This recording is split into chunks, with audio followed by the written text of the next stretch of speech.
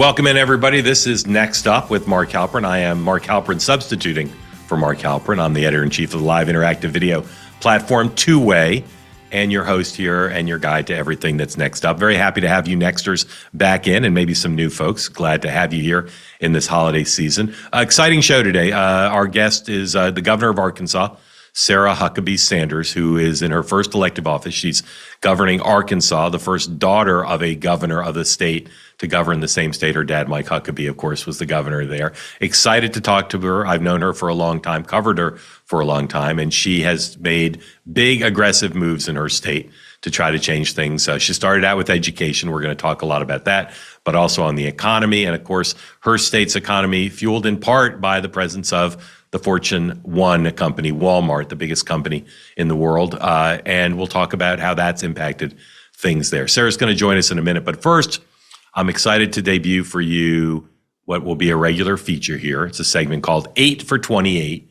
It's about the Democrats who are thinking of running for president and might run for president. And the focus on 8 for 28 is not about the general election. It's about who the Democrats are most likely to nominate. And what I'm going to lay out for you today is my 1 through 8, most likely to least likely, of the top 8 Democrats who I think are positioned to be the Democratic nominee. Not going to talk about the Republican nomination fight today, although we'll do plenty of that too. We're going to talk about the Democrats. And again, it's all focused on this question: who will be nominated? I've covered this stuff and this question since 1988.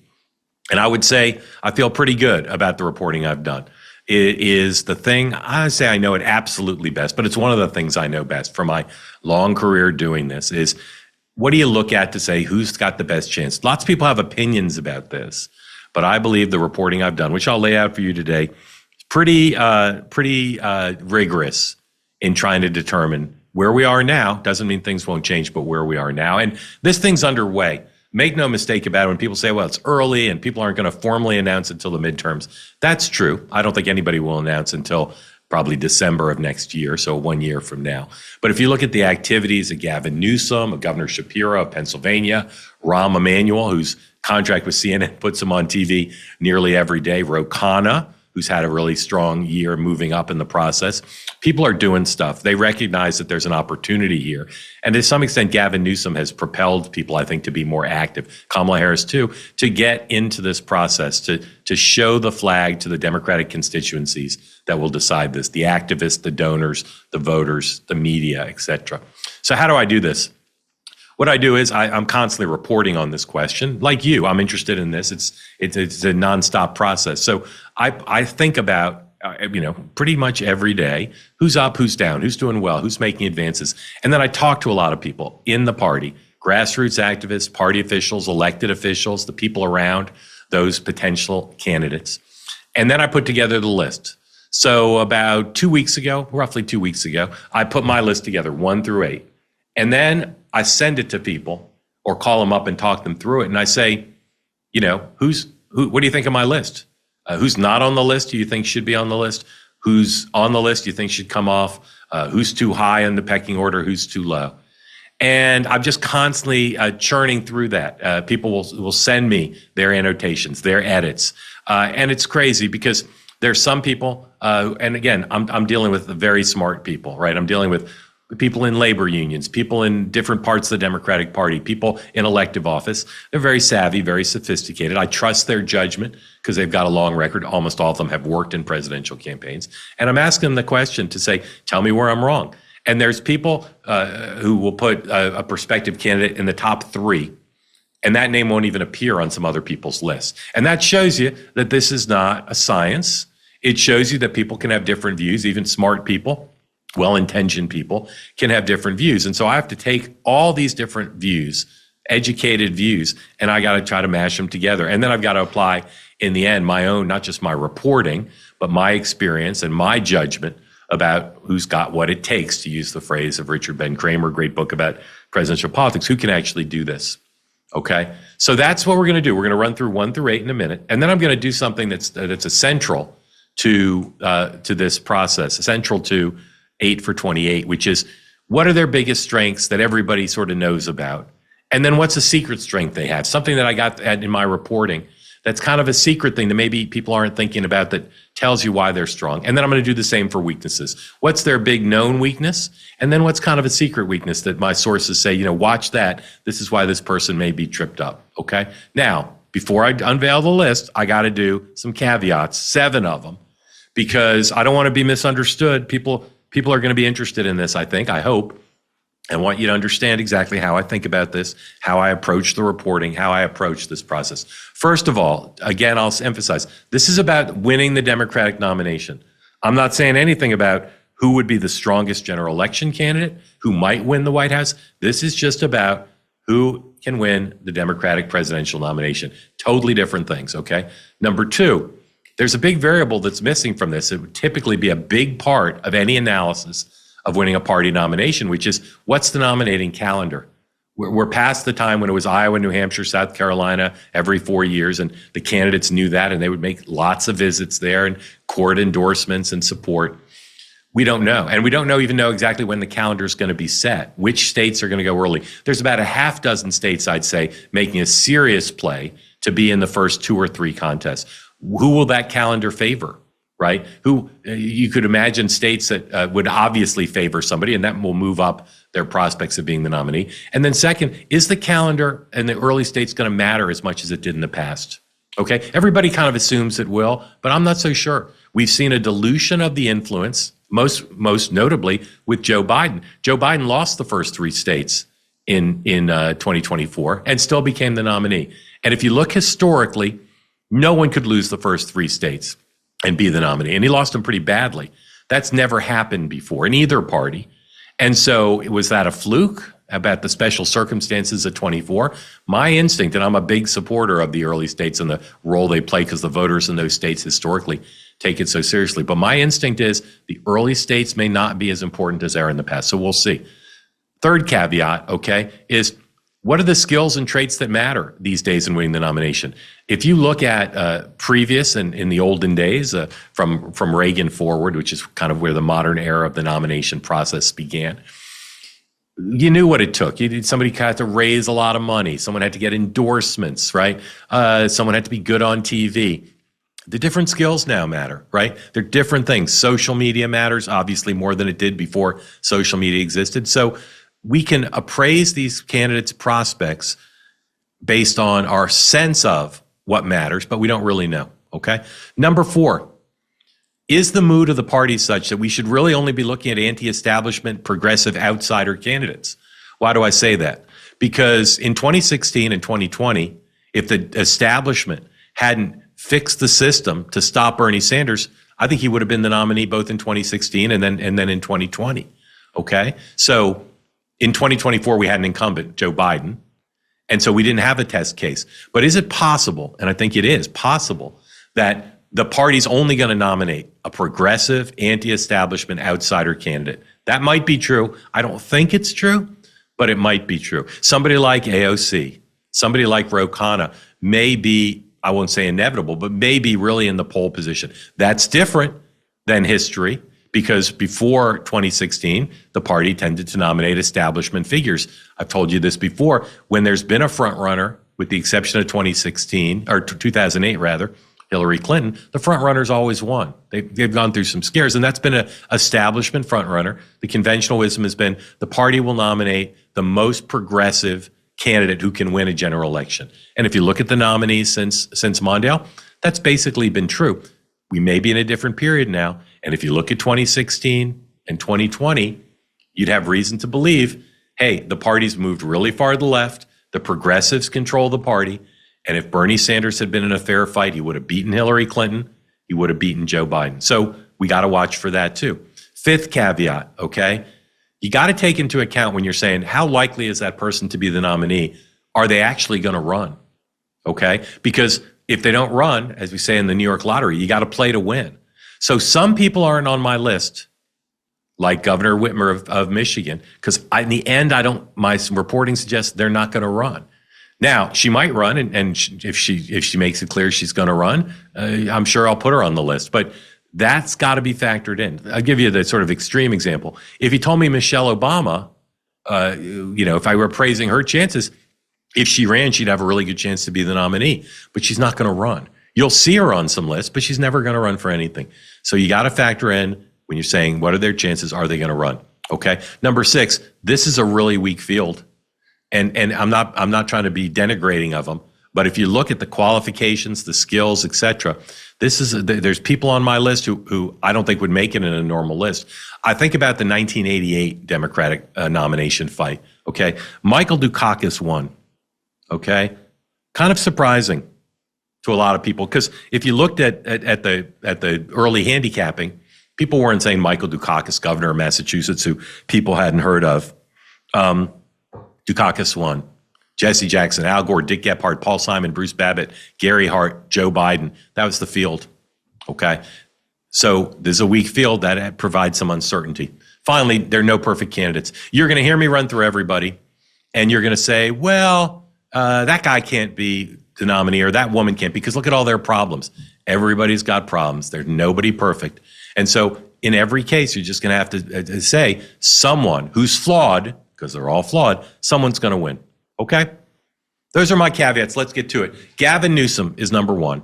He's, I believe, the most likely nominee today. And that's no longer a controversial position. I think most everybody in politics would tell you now that Gavin Newsom's the most likely. What's his greatest known strength? The momentum he's built this year.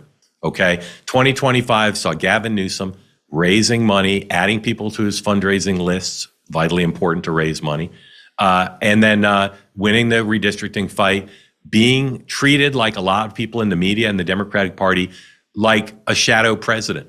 Huge advantage for him is the momentum he has. Secret strength he has, not really focused on yet, he's got a great staff. Now, candidates matter most to win the nomination, to win a presidency, but you need a team who's experienced, where there's mutual trust in both directions. Newsom has a great team, and it's deep. It's a deep team. In other words, he's got not 1 or 2 people with national experience, but lots of people. And when you have momentum, you're able to recruit. So if he has any holes in his team, he'll be able to recruit better than most, okay? Biggest known weakness about Gavin Newsom, I would say, the image that he's got is being too slick and too political. You hear it all the time. I hear it on two-way with the two-way community. You hear it in focus groups. People think he's slick. Secret weakness I think he has, and you've heard me talk about this before, is fire in the belly. You know, fire in the belly for him often runs cool. His family is ambivalent about his running.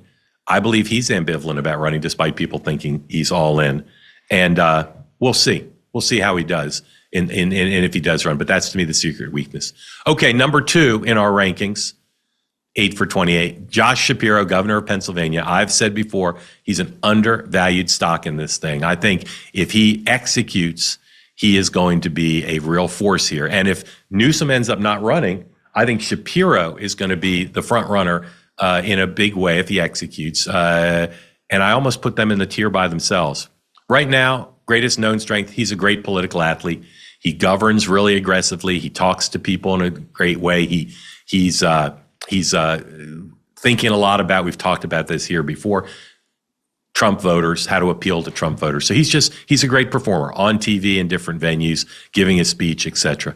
Secret strength is high-level support from the Democratic Party. Nancy Pelosi likes him. That still matters.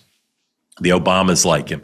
Clintons like him. Lots of the best strategists in the party, even if they're not working for him, they really like him. That's a big advantage. It's a big advantage to have that kind of support. Known weaknesses, a lot of progressives don't trust him. People focus a lot on the position he has on Israel. He's not uncritical of Israel and Benjamin Netanyahu, but he's pretty supportive of Israel. And that's one piece of it. But there are other people in the progressive wing of the party who say no. He's too establishment, he's too centrist, he's too moderate. And if I'm right that the anti-establishment progressive wing of the party is going to have a lot of strength, it's going to be a big challenge for him. Secret weakness, something that I reported on quite a bit when Kamala Harris was considering him to be her running mate. He got a lot of income. He was the only one of the people Harris considered who had these negative news stories come out, some in the Pennsylvania press, some in the national press, and his team and the governor himself did almost nothing to knock them down. No indication that they recognized the threat. And I don't think the Harris people did this as a test, at least as far as I know. But if it was a test to say, how's this guy going to be handling criticism? controversy. There were scandals involving his team. There's issue problems that he had. Spotty record in handling those attacks. And I think that is a secret weakness, which could be decisive, because to run the gauntlet of winning a nomination, if you do well, the attacks are going to come. Opposition research, press scrutiny, questions from voters. Let's see if he's upped his game when and if he gets in this race. All right. After that, I think there's a pretty big drop off. So my determination of 3, 4, 5, 6, 7, 8 was more difficult. Number 3, I put Pete Buttigieg. That's going to be a controversial pick for some of you, because I know people, very smart sources, who said, don't even put him on the list. I put him at number 3. His known strength is he's a great talker. As Bill Clinton would say, he can talk the owls down from the trees. And that matters a lot. And he'll talk really well if he goes on conservative media, like on Fox News, but he'll also talk really well to a progressive interviewer, really handles himself well in town meetings. And he's run before, and that gives him a capacity to really understand how to communicate at the presidential level. I think his secret strength is something that I don't know how he'll feel about it, whether he'll feel that this is a nice thing or a favorable thing to say. But he and his political team, I call them tactically ruthless and sophisticated. He's run before. And even though he's a very genial guy, they're very tough. They're very ruthless about opposition. And I think you're going to see in this nomination fight, no matter how many people end up running, I think you're going to see people who are tough and ruthless and sophisticated about the process, I think will be well served. So that's his secret strength. His known weakness, he's had not been able to develop support from black voters. Literally, in some polls, he gets 0 support from black voters. And no matter what states vote early, there's no way, in the way the politics works in the Democratic Party, there's no way to win the nomination without significant support from black voters. And he's tried various things to address that. I don't think he's solved it. It's talked about a lot. Secret weakness, he's a very smart guy. He's a very analytical guy. And a lot of voters like that. People find that appealing. Some people, I heard this repeatedly in my reporting, is he passionate enough? Is he emotional enough? Or is he a little bit too antiseptic? So we'll see if he displays more heart. He's got kids now. He's been through the process. He's living in Michigan. A lot of opportunities to talk about his own life with heart. But again, a lot of people I talked to, a lot of my sources said they think that's the missing piece. People are going to want a president and a Democratic nominee with heart.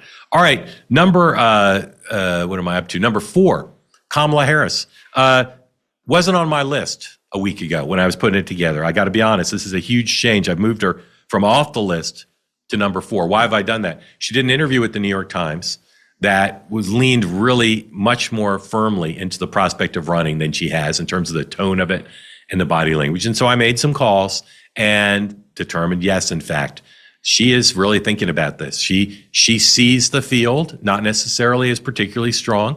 She sees the experience she has. And so I've moved her to number 4, 4th most likely nominee, Kamala Harris. Known strength, she's got a national profile, former vice president, Democratic nominee. And she's got, I think this is an undervalued asset, even though people know about it, she's got strong ties to the core constituencies of the party, 2 black voters, 2 female voters, 2 labor. She's got that, and that is a huge opportunity for her to consolidate support, particularly if Governor Newsom doesn't run. I think her secret strength is she's unshackled. Same thing is said about Kamala Harris, and it's true, as was said about Hillary Clinton and Mitt Romney and some others. In private, she's a much different person. Rachel Maddow said this week she regretted not pushing Kamala Harris in their interview during her book tour to be more forthcoming, to be more open about what she's really like, because Rachel Maddow's experienced it, as I have. She's a different person. And so the secret strength is being unshackled. She may show more of that naturally. She may put that out there in a more natural way. And I think that Kamala Harris, the private Kamala Harris brought public, just as was said about Mitt Romney after the election, when that documentary came out about him and showed the private Mitt Romney, that unshackled Kamala Harris, I think, is a big potential strength. All right, known weakness, questions about her political execution. You saw that when she ran for president in 2020 cycle. You saw it as vice president. You saw it when she became the nominee in 2024. She just is not that good under pressure. I've said it before. Her biggest weakness is She does not like to make difficult choices under pressure, tough decisions when the focus is on her. That's a known weakness. The secret weakness, and I picked this up throughout my reporting, which is why she didn't make the list, elites in the party, the kind of people I talk to, the donors, the strategists, the other elected officials, the doubts about her run very deep. They just don't think she's up to trusting to be the nominee again. Now, some people in the party and progressives who would love there to be a female president, they say, no, we just can't nominate another woman. It's not worth the risk after what happened with Hillary Clinton and Kamala Harris. But the doubts about her run more than just in terms of biology. The doubts about her run to her competence. And it's very difficult, even in this anti-establishment period where the elites don't control things as much as they did. It's very difficult to win under those circumstances. Okay, number 5, Governor of Kentucky, Andy Beshear. Interesting in terms of his place on this list. I had people who had him off the list or much lower. I'm a doubter. I'll be honest. I think that he looks better in concept than he has in execution.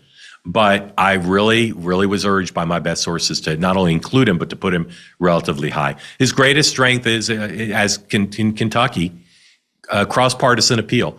And even though this is about the nomination process, electability matters. A lot of people in the party, just happened in 1992 with Bill Clinton, said, I can accept a nominee who I don't agree with, who's to my right, if they can win a general election. And a Democrat who's been governor in a very red state, it's the kind of guy that people are going to say cross-partisan appeal, big deal. A secret strength, executive calm that reassures jittery Democrats. There's a big belief amongst the elites in the party that not only should the Democratic nominee should be a governor or former governor, but it will be. And he's been pretty unflappable. He's been tested in Kentucky, for instance, during natural disasters. And a lot of people I talked to said, this guy just seems calm. He seems centered. He seems a man of faith who's not going to be rattled in the process. And we'll see if that's true. But so far, even though not everybody's cup of tea in terms of style, people like that executive calm. Known weakness, not a scintillating guy. And you hear this over and over. I recommend people listen to his podcast if you want to get a sense of how scintillating he is, which is not very. And that's a problem. If you're competing against people like Gavin Newsom and others who are a little bit flashier, like AOC, that potentially a problem. His secret weakness is the thing that gives me the biggest doubt about him, which is, with all due respect to Kentucky politics, which is a hard-knuckled state, hard brass-knuckle state, he's playing in the minor leagues. I mean, I'll just be straight about it. Kentucky politics is not national politics. He's a savvy guy, but some of my sources said, when this gets really serious, when you got to be raising tens of millions, hundreds of millions of dollars, when you have to be dealing with really tough questions from voters and reporters, when the opposition research comes your way, they just don't think he's going to have had enough national experience to get it done. All right, number 6, Wes Moore, governor of Maryland, who a lot of people are very high on. He's George Clooney's candidate. I probably hear Wes Moore and Shapiro. For people who are not enamored of Gavin Newsom, I probably hear Governor Moore and Governor Shapiro more than any two, where people say, let's get real, let's find an aircraft carrier, let's find someone with national experience, media savvy, likable. And so a lot of them say Wes Moore. I have him a little lower down than some people suggested. First of all, he said he won't run. People tell me ignore that. He's going to run. I still question, we'll get to it in terms of his weaknesses. I still question whether this is going to be his year. Even if he does run, whether he's ready. He's a younger guy. Known strength, he's charismatic.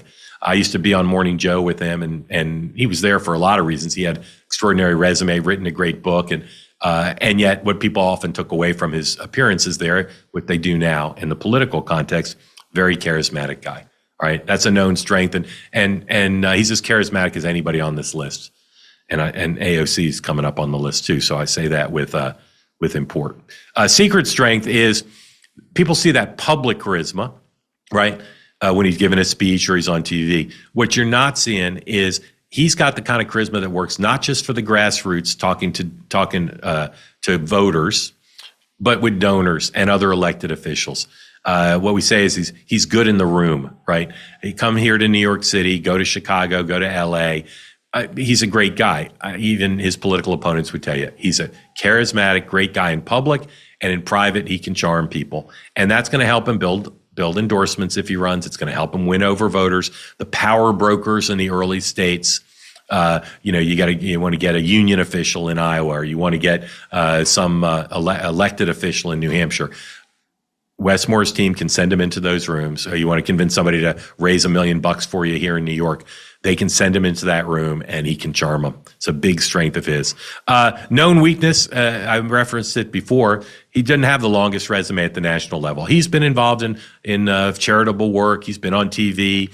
As governor of Maryland, Joe Biden liked him quite a bit and gave him opportunities to be on the national stage, but he's not been doing it for that long a period of time. This is his governor of Maryland, relatively new in the job. And so it's just a question, kind of like with Governor Beshear, is he ready to hit major league pitching? Secret weakness, I say vulnerable to overexposure if the hype gets ahead of the record. I think that a lot of the people like Clooney who say, oh, I love Wes Moore would be great. They don't really know what he's done. They haven't spent all that much time with him. He looks great on paper. He's such an impressive guy, a military veteran, charitable work, very thoughtful guy. And so the question is, if he does run and the scrutiny comes, I think it's a secret weakness that he may be vulnerable. There may be a mismatch between the myth of Wes Moore and the reality that people experience of Wes Moore. And I think he's smart enough to handle that, but it's a challenge, and it is definitely a secret weakness. All right, number 7, J.B. Pritzker, governor of Illinois. I had him off the list. Again, I feel about Pritzker the way I do about Beshear. I got nothing against him. I wouldn't be surprised, given how weak the field is and how unsettled. I wouldn't be surprised if he ended up being the nominee. Or I should say I wouldn't be shocked if he ended up being the nominee, but I would be surprised. For one thing, if I'm right about the mood of the party, you got a billionaire candidate. Is the party really going to want a billionaire? Now, people say, well, of course they don't. Michael Bloomberg did so poorly. Not all billionaires are created equal. I don't think the billionaire thing is a deal breaker.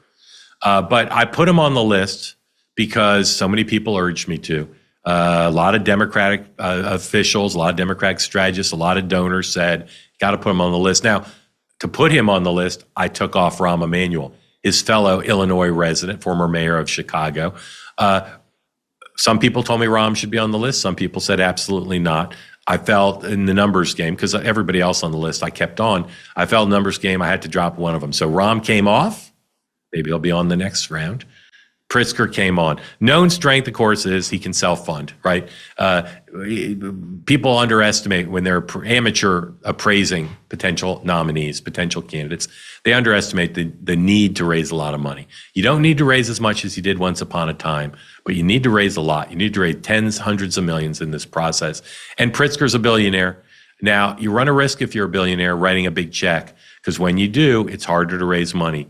And the reason it's important to raise money, including grassroots, when people give you money in a presidential campaign, they got skin in the game. And once they have skin in the game, they're going to do stuff. They're going to volunteer. They're going to give you more money. They're going to talk you up to their friends and family, their colleagues.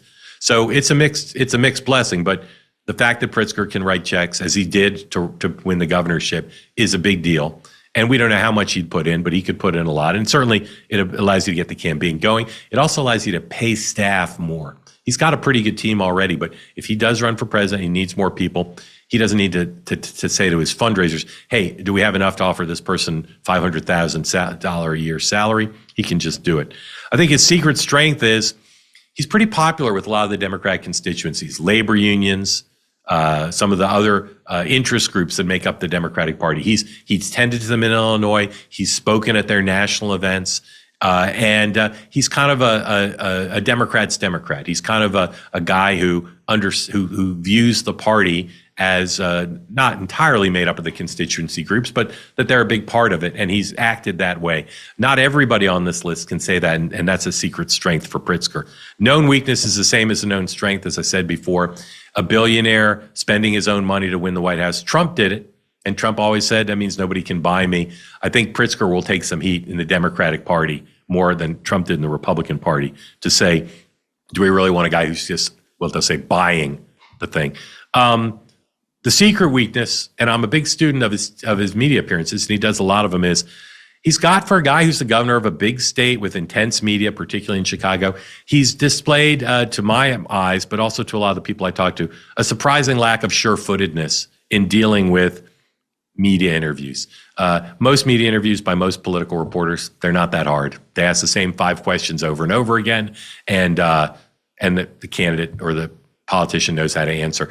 When I've seen him get tougher questions, he doesn't handle them that well. It's a little bit of the humana. And so I think his secret weakness is the question of, in this particular context, is he ready? Said it also about Wes Moore, said it about Beshear. These governors of states don't always have primetime readiness. And I wonder, particularly in Pritzker's case, about his primetime readiness when it comes to this specific question of handling tough questions from the media and eventually from voters. All right, number 8. Some people think I should have her at number 1, Alexandria Ocasio-Cortez.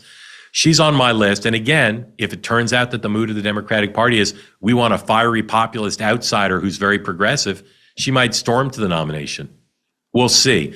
I still think that there's going to be trouble for her if she does decide to run, because she's younger, she's inexperienced, and I'll tell you in a second, I think she's going to make some mistakes. But I wouldn't be surprised if she stays on the list. We'll do this regularly the whole time. And I wouldn't be surprised if she moved up. But I want to see her in the context of the rigors. Her known strength, digital juggernaut with unmatched activist energy. There's no one on this list who is capturing what Bernie Sanders captured in 2016 and 2020, a feeling that she's leading a movement. She's got Sanders' support, not necessarily for the presidency, but he, of course, has elevated her and appeared with her throughout the country.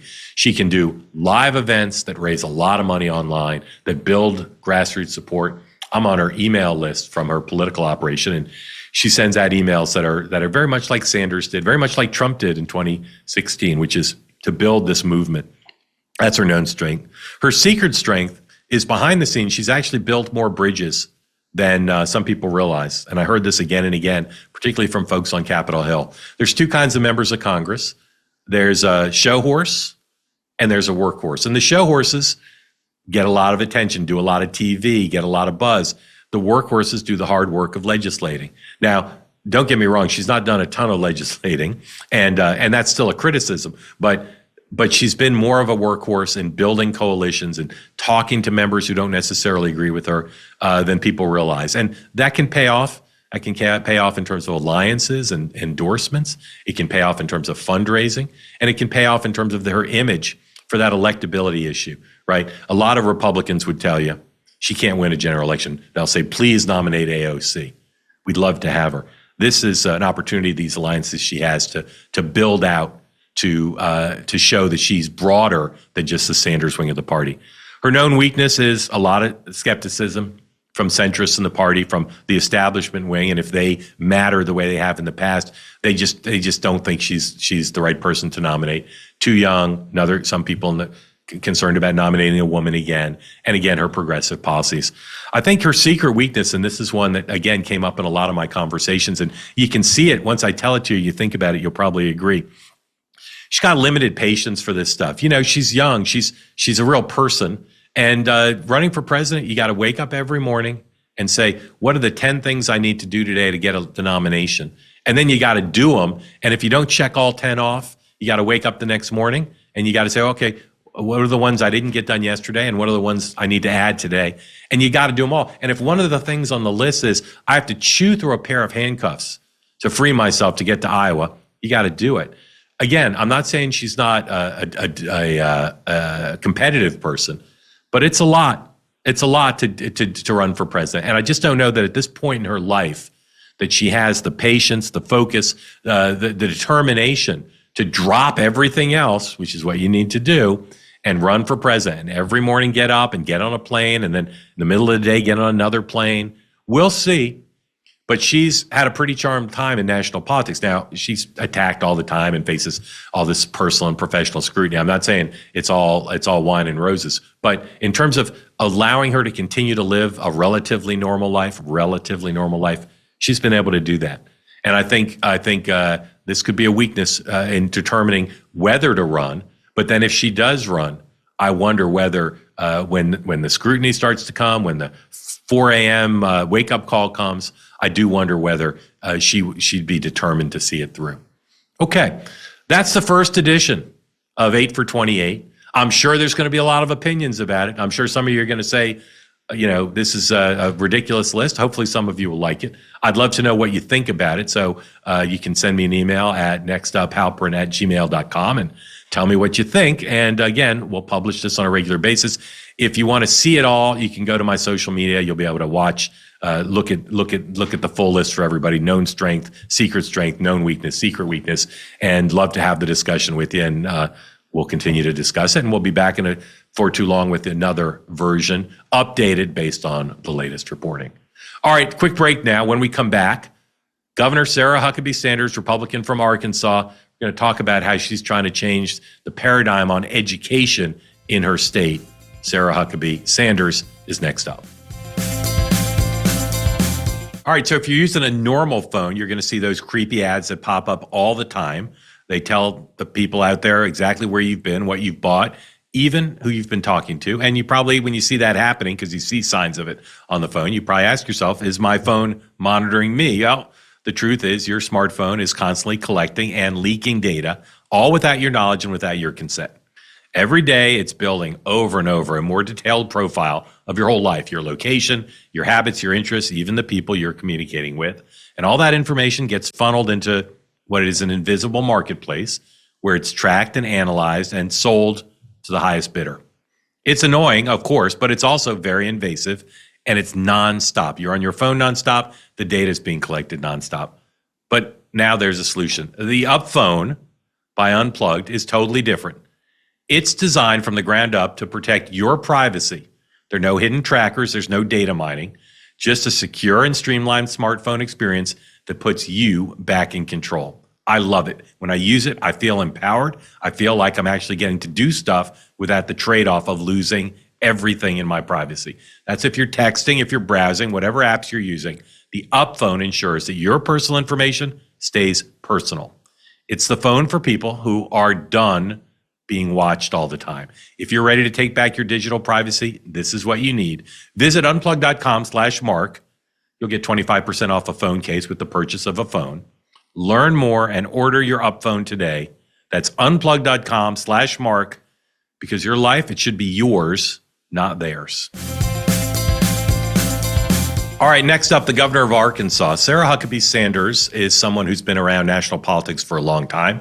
Her dad, Mike Huckabee, was governor of Arkansas, and I met her originally when she was working on her dad's campaign. She was an extremely talented political operative, and then she became an extremely talented White House press secretary working with Donald Trump. Her dad now, of course, is ambassador to Israel for President Trump, and Sarah has become a big part of the Trump orbit. She campaigned for the president's election in 2024, and she has been an extremely active governor in this job as an elective office, her first elective office, not counting student government, in Arkansas, a state that has a lot of challenges and which she is trying to meet, starting out with education, her first big initiative. Governor, happy holidays. Welcome in.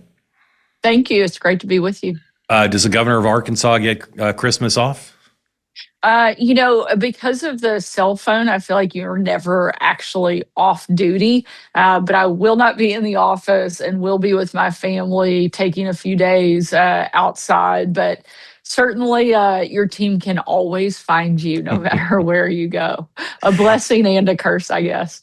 You obviously knew more about what the job was like than most people who get it because you were so close to it. Is there anything about the job so far that surprised you? There's always like little things that you never anticipate. I mean, there's all the stuff that is coming, the legislative session and big things on the economy and education and public safety and taxes. But there are all these little issues that pop up and land on your desk that frankly nobody knows you deal with on a daily basis, that you kind of just navigate through. I think the big moments though are some of the kind of like disaster times. Our state has been hit with several really bad tornadoes since I became governor that have ravaged through our state. We've had significant snow and ice storms. And so I think those are the moments that really test you as a leader, are the ones that you can't plan for. You can certainly prepare and have resources in place and have checklists, but you don't get to dictate the path of a tornado and how it's going to impact a community and what it's going to hit and what that community is really going to need in the aftermath. And so those are the moments you don't get to plan for, but certainly one of the things that you deal with more often, I think, than any of us would like. Yeah. I watched when you campaigned and you talked about education as one of your priorities. And I thought, well, that's nice.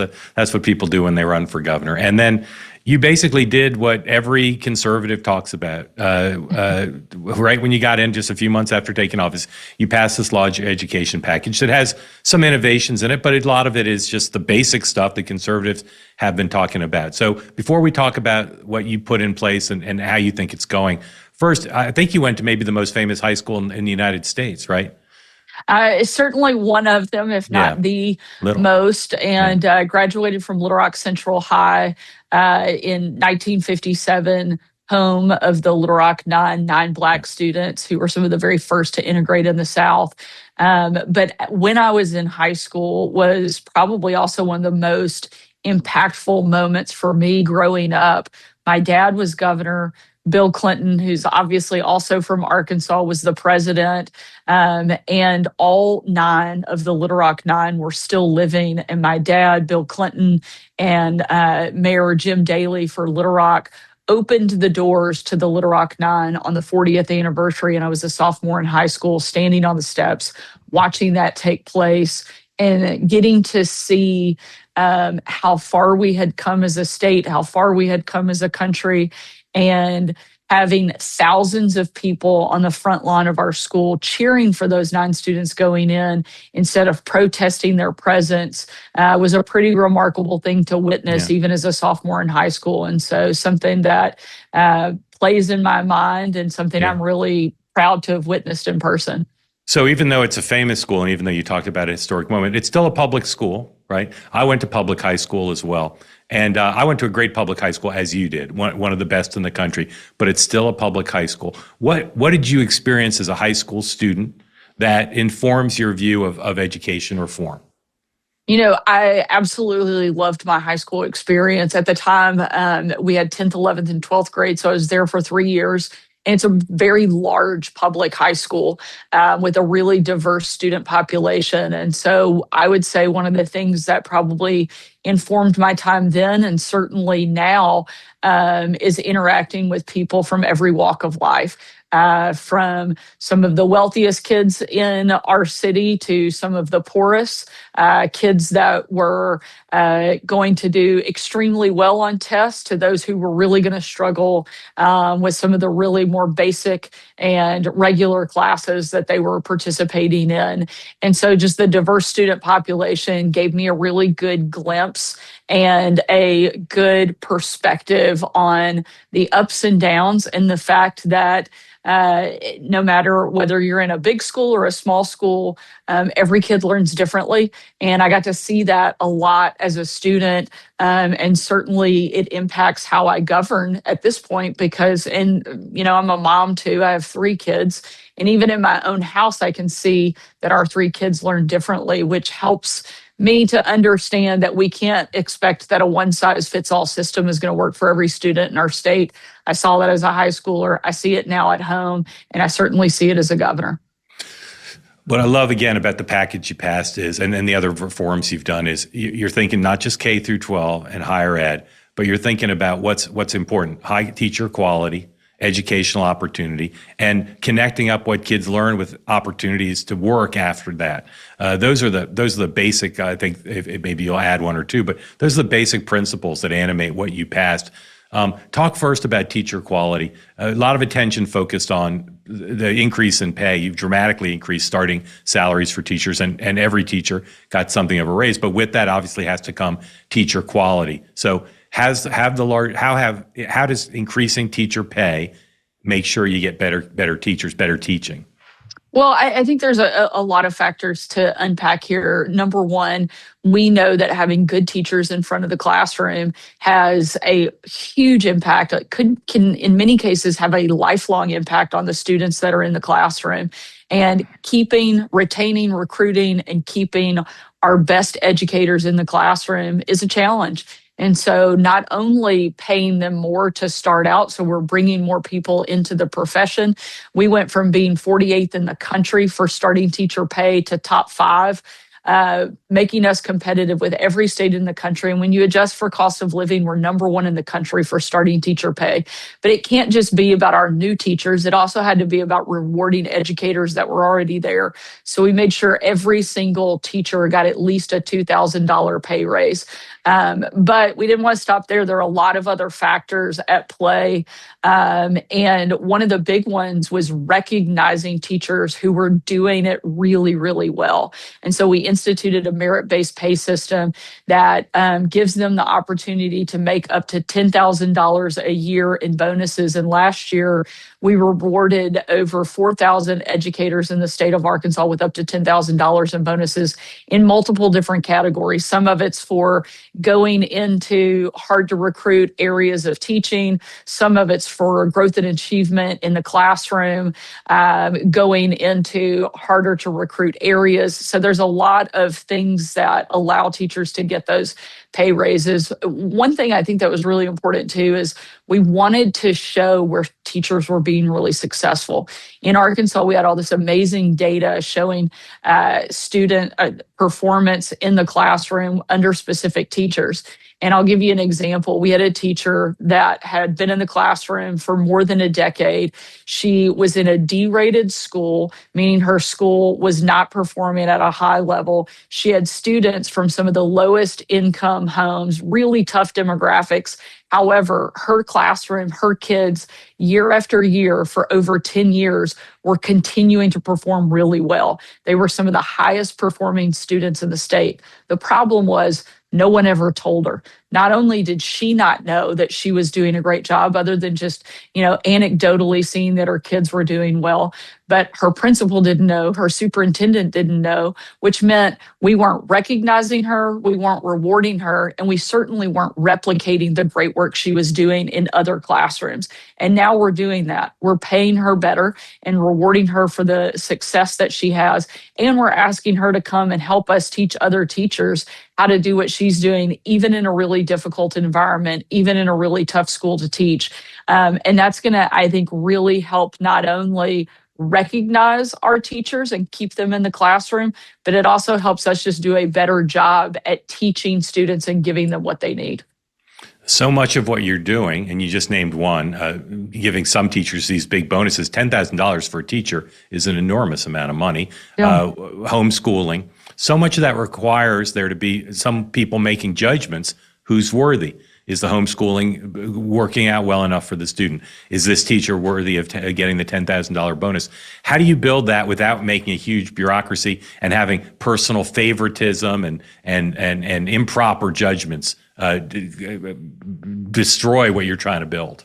I mean, some of it's purely data driven. Are they performing at a high level? Are we seeing a level of growth, not just achievement, because I think those two things are really different. They often get conflated, but are students that are starting here making forward progress? Do they have growth from the beginning of the year to the end of the year? And we've been tracking that for decades. We just didn't do anything with it. And now we're actually doing something with it. I think most every state in the country is tracking that growth, and it's whether or not they're rewarding the teachers who have it and are seeing it on a regular basis. And so I think that is how you keep from making it a major bureaucracy. You're taking information you're already using, you're already tracking. Some of it is, are they going into a rural district that's in a really hard to recruit area? Are they willing to go teach in that location? That doesn't take a lot of effort to say, yes, they went and taught, in one of our tough failing schools. That's an easy, quick check of the box. And we're able to reward them for their willingness to take on that task. And so at this point, it has not become we haven't had to add additional staff in order to track or do anything differently. We're just doing it better. Have high quality teaching prospects or teachers from elsewhere in the country now come to Arkansas to apply for jobs because of the increased salaries?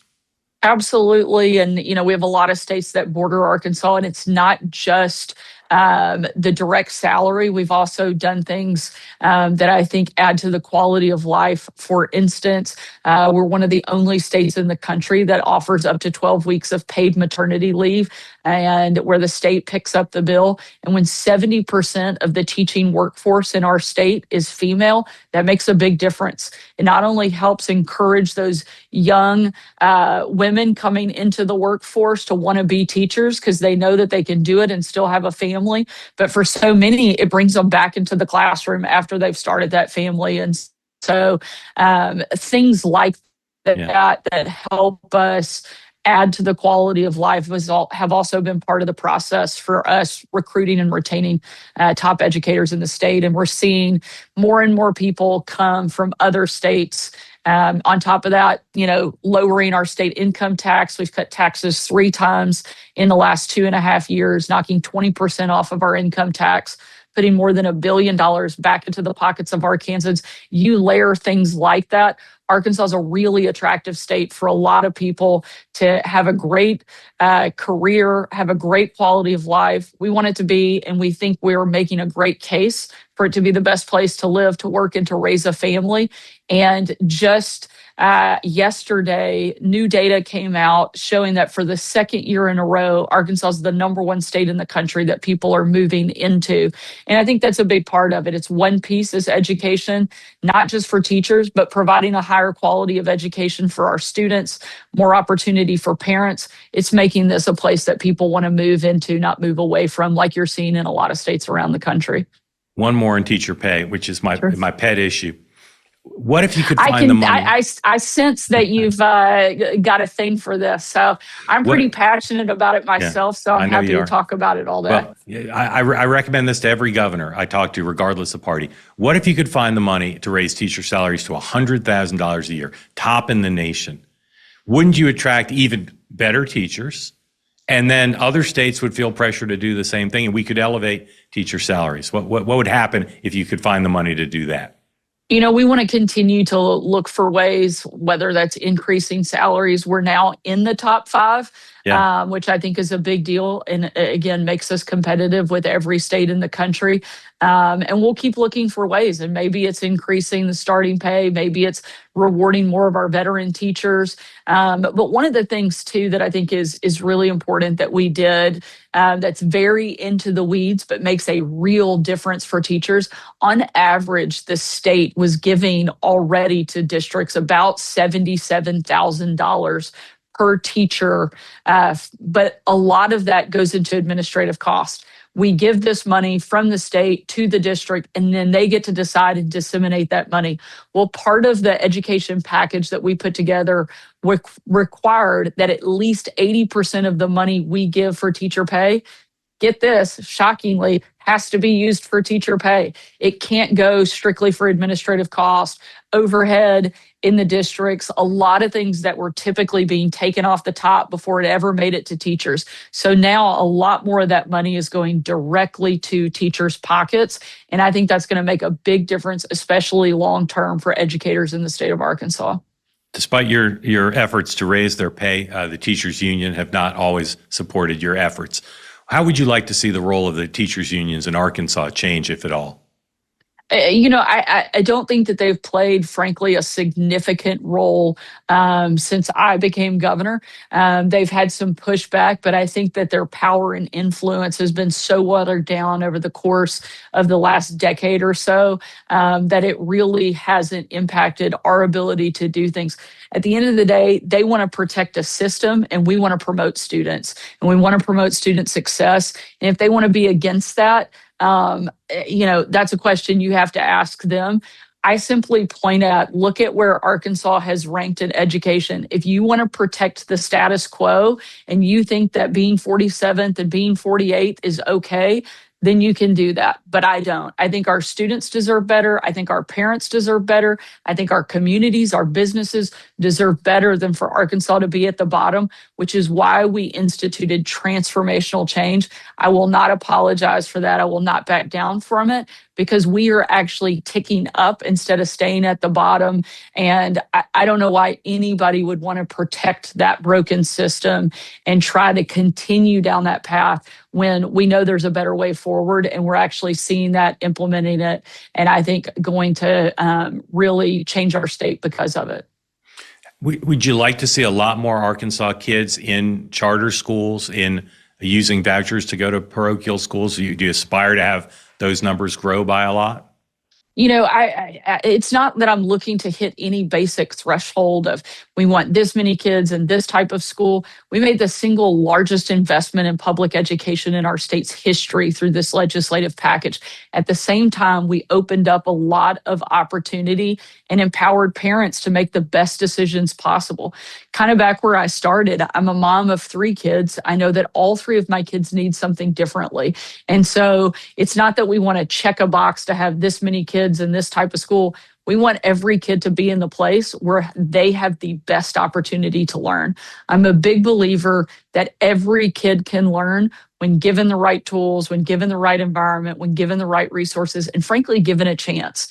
And that's exactly what we're doing in Arkansas, is we're opening up opportunities and pathways for parents to decide this is the place where my kid can learn best. Let me give you an example, because I think so often, and certainly I know I do this, you can get lost in the spreadsheets and the data and the numbers. But when you put a face and a story and you get to see the difference that the policies are making in the lives of people, then you really appreciate the change that's taking place. So there was a student, a young boy, his name was Jack. He was in an elementary school here in the capital city of Little Rock. And Jack had some learning disabilities. He was really struggling in the school that he was in. It was a great school. It was a high-performing school. It just wasn't a good fit for him. He was getting relentlessly bullied day after day, so much that he took everything literally. And one day, Jack was told to run off into a ditch and die. And so he did that. He left his school. They couldn't find him for hours. He went missing. Thankfully, after they finally located him and found him, he was okay. They were able to get him back to his parents. But he was several miles from his campus. Fast forward, Jack gets to take advantage of what we call education freedom accounts in our state. His parents were able to move him from that school into a smaller environment and a place where he was getting the type of one-on-one attention that he needed. Not too long ago, I got to go to Jack's new school, and Jack was not struggling anymore. In fact, he was thriving. He was the one who gave me the tour, walked me up and down the hallways. He's now a leader in his classroom instead of a kid who's running off and leaving his campus and going missing for hours. That's what the power of, I think, creating additional opportunity, putting kids in a place where they can thrive can make. And now we have more than 50,000 students in our state taking advantage of education freedom accounts. That's not just 50,000 kids, that's 50,000 families that will forever be impacted by their kids being in a place where they can thrive and grow. All right, we're out of time for this segment. We didn't get a chance to talk about either nutrition or matching higher ed courses with the jobs of the future. So I hope you'll come back to do those. But we're going to take a break. We're going to take a break. When we come back, up next with Sarah Huckabee Sanders, governor of Arkansas, we're going to talk about energy and the economy and Walmart. That's next up. All right, if you love chips, you want to just eat them and enjoy them and have them taste great and be nutritious. What you don't want is a chemical cocktail inside your chips. Seed oils, MSG, artificial dyes, things that are called, quote, natural flavors, ingredients that sound more like they're a science experiment than a tasty and healthy snack. Now Massa is redefining snacking with real food. Their chips have just 3 ingredients: organic corn, sea salt, and 100% grass-fed beef tallow. It's clean, simple, and tasty food. Massa chips will leave you feeling satisfied and energized without that crash, bloat, or sluggishness you'll get from those artificial things. No binging, no lingering hunger, just a snack that feels and tastes very good. I love the original, but the white, blue, the lime, the habanero, the churros, they're all delicious. I eat them all. If you love masa, you'll also love their sister product, the Vandy Crisps. Vandy's sister company makes the most delicious 3-ingredient, again, just 3-ingredient, potato chips I've ever had. I like the original there too, but there are lots of great flavors to please all palates. If you're ready to give Massa or Vandy or both a try, use the promo code MARK for a full 25% off your first order. You can do it at massachips.com or vandycrisps.com, or simply click in the link in the video description or scan the QR code to claim this delicious offer. If you don't want to order online, you can buy them now in stores. Go to your local Sprouts supermarket where you'll see both Masa and Vandy available to you there. Stop by, pick up a couple of bags before someone beats you to it. All right, we're back with the governor of Arkansas, Sarah Huckabee Sanders. You've got a lot of millionaires and billionaires in your state, and a lot of successful companies. But obviously, Walmart is just a crown jewel, not just the Arkansas economy, but the American economy. What just sort of, if you were teaching a course on a business school, what are the things that show illustrate why Walmart has been so successful? You know, we're very proud that Walmart calls Arkansas home. It's a pretty unbelievable American homegrown success story when you get to have Fortune 1 of 1 in your state. And it's a great thing to point to say that a little company, a small five and dime, can grow into the largest company on the face of the planet. And it happened right here in our backyard. It's a great thing to talk to other businesses about, point to that anybody can be successful and you can do it in our state. I think that it has been a great thing, not just for our economy, but also they're really good community partners. When things happen in our state, they're one of the first calls we make to help aid in providing relief and providing support and assistance.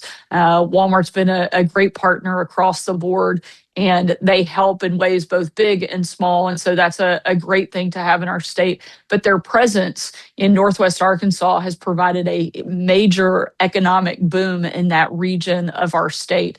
Because they exist, the amount of talent and resources that attract and build around that has really helped us develop the entire Northwest community. And I have to commend the Walton family directly. They could live anywhere on the planet, and they choose to live in Arkansas.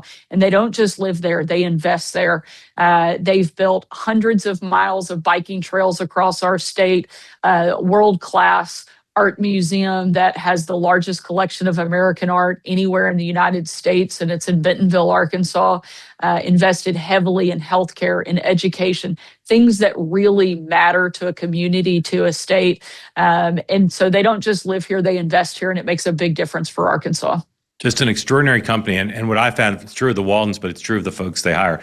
Big brains, really smart people, but also really big hearts, not just in terms of your state and the community and that part of the state, but they're just moral business people. They really do business the right way. And of course, they're not just successful here, but around the country. There's three kinds of people in America. People who are the luckiest live near both a Walmart and a Whole Foods. Some people live near one, the other. I'm nowhere near a Walmart, so whenever I'm on vacation, I always make sure I go because we can't get them in New York City. My neighbors don't want them. You did an energy conference on Monday, and that's another big area of focus for you. What kind of energy production is done in Arkansas, and what are your goals in this term to make Arkansas make more money from energy, be more energy efficient, use energy in more creative ways? You know, it's interesting. When I first became governor, right around 3 years ago, the first question that every business asked that was either looking to expand in our state or that we were trying to bring into Arkansas was the same. Everybody wanted to know about workforce. Do you have the skilled, high quality workers that we need to either grow our company or relocate to your state? Over the course of the last year, you've seen that conversation shift significantly. And now a big question that everybody asks is, if we grow, do you have energy capacity to help us do that? Arkansas, we're lucky to say yes to both of those questions. We've leaned in heavily on growing a skilled, qualified workforce, but also investing in energy infrastructure, something that's been ignored for a really long time, supporting our utility and power companies to make sure that we have capacity to grow. We have a very diversified grid, everything from water and nuclear. Our largest utility company here in the state is about 70% nuclear, which gives us, I think, a lot of reliability, a lot of affordability, but also a lot of capacity. Natural gas, a lot of the standard ways of having energy we also have here in the state. One of the new places, and I think one of the innovative areas where you're seeing Arkansas put its name on the map in the energy conversation, is around lithium. We sit on a massive amount of lithium deposits called the Smackover Formation. It's in southern Arkansas. Right now, the biggest supplier and our number one competitor in this space is China. And I don't think there's anybody that wants to see China lead really on anything. And so I think this gives us a really good position to go out and be competitive. But what also makes it different, it's a newer technology. In the past, most lithium extraction is through mining, and it's pretty environmentally disruptive and cumbersome and takes a significant amount of time and energy. That's not what we do here. We have direct lithium extraction. It's new technology. The really simplified way to explain it is we remove water from the ground, separate the lithium, and put the water back in. It's a process we've used to extract other minerals for decades, but never done for lithium. And we have now royalty structures in place that allow us to utilize this new technology and really tap into a resource that's never been done before in our state. And a lot of people predict that we have enough lithium in the state of Arkansas to supply about 15% of the world demand, a new industry to really help lift Arkansas's economy and help us engage in the energy space in a way that we haven't been able to as much in the past. I said I wanted to talk to you more about education. I'd love to talk to you more about energy, particularly nuclear, but we've just got a couple minutes left and we'll cover a few other topics. I know you know this, but you and I have known each other since you were a young political operative working with your dad, and we know a lot of people who you grew up with in politics. And I know they're all so proud of you. To go from a political operative, a political consultant, political strategist, not just for your dad, but for a lot of other Republicans, to work with another Republican president, to now being the governor of Arkansas. And I'm just wondering, when your friends look at you, do they ever say, Sarah, I can't believe you're governor of Arkansas? I know they do, but I'm just wondering how often they do. All the time. Yeah. Yeah. It's the same with President Bush. Bush 43 was the same thing, because I knew people who knew him when he was, a 25-year-old kid, and same thing. So I'm sorry I interrupted, but it's so wonderful to see somebody to go. No offense to other former White House press secretaries, but none of them have became governor of anything. Yeah, but you never know. I think the one we've got now has a pretty big rising star, and I know she's run for office in the past. Yeah. I would keep a close eye on Caroline. I think she's doing a fantastic job in that role, and is so young that she's got a big path in front of her, and I'm excited to see what she does from here. But, I'm very thankful that I had people that were willing to take a chance on me, put confidence in me to take on roles when I was in my 20s in politics that maybe I wouldn't have had in another life, but they took a chance on me, and I was able to work and prove myself and develop relationships. And President Trump did that when he put me in the role as White House press secretary, and I wouldn't be where I am now if a lot of people hadn't had confidence and trust in me, including the people of Arkansas. And I love the job that I get to do. I ask myself all the time, it's not just my friends and people around me, but sometimes I can't believe it either, that even growing up with a dad as governor, it was never really kind of the path I saw myself going down, but it's one I'm really thankful that I get to be part of. And it's been an incredible journey so far, and I'm excited to see what we're able to do over the course of the next 5 years. All right, really quick, last question. I need your help. America doesn't understand how funny Tom Cotton is. So just explain. Explain that Tom Cotton is a very, very funny man. He actually is really funny. It's a great, dry sense of humor. And so you have to appreciate that side of him. And Tom and I, our kids are about the same age, so we have a lot of good parent exchanges. But he's not only a very funny guy, he's a great guy, a great a patriot. I'm glad that we have an amazing federal delegation, and he's a big part of that. And a good friend and somebody we rely on heavily here in the state of Arkansas. Yeah. But yes, he is not appreciated for how funny he is. He's also one of the fastest eaters of any person I've ever seen. So, and he'll eat anything. I'm kind of a picky eater. And so if we're at a banquet together, I can just slide whatever I don't like over to Tom and he'll be sure to take care of it.